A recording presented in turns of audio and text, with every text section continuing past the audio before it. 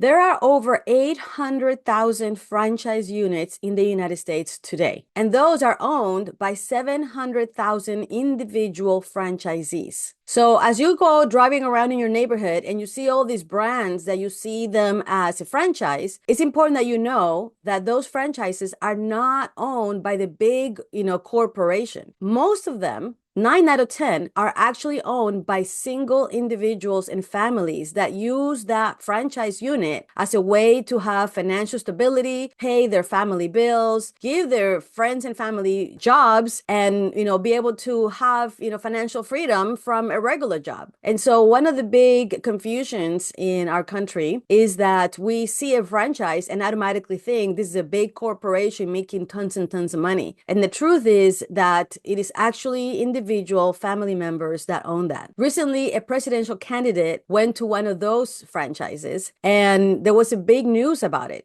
And a lot of the times people were saying that here it is, big money with the company. And that's not the case. Even though it was a brand called McDonald's, it was owned by an individual family man who uses those franchises to, again, support their family financially. And what happens is that when, our community, our country assumes that this is a big company, they are then doing things against those businesses, against those small, mom and pop, actually family businesses.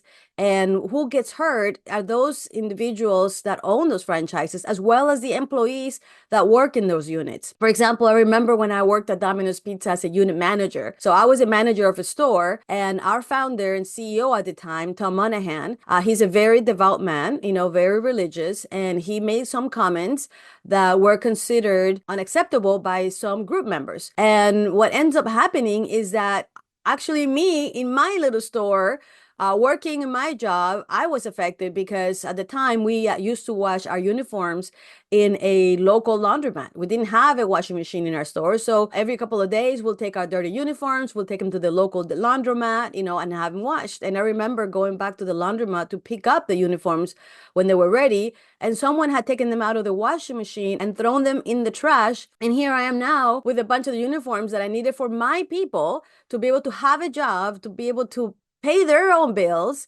with no uniforms and not being able to work because our standards are that they have to be in uniform. And so I just wanted to come here and share that information with, those of you that follow us but are not in the franchise world, so that you know that most of those people that you see behind those big franchise brands are really individual men and women that are using that as their business to support their family. And one of the articles that McDonald's said was that they are not red or blue, but that they are golden because they're there for everyone. And that is true. The people that own those franchises and the people that work on those franchises are a wide diverse of people, and they're using that as a way for them to support themselves and the family. So just wanted to come here and say that. And remember, when you look at all those franchise brands, remember that 9 times out of 10, the people that own them and that work on them are individuals that are not part of a big corporation.